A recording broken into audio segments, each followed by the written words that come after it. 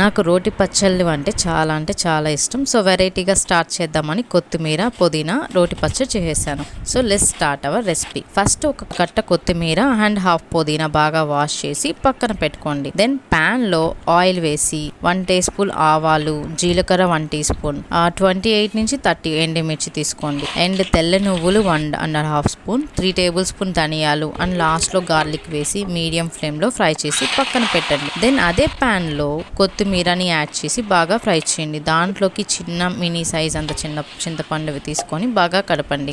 Then బాగా fry చేసిన దాన్ని పక్కన పెట్టండి. దెన్ అదే ప్యాన్ లో పుదీనా వేసి ఫ్రై చేసి పక్కన పెట్టండి. ఇప్పుడు రోటిలోకి మనం ఫ్రై చేసుకున్న స్పైసెస్ ని యాడ్ చేసి బాగా దంచండి.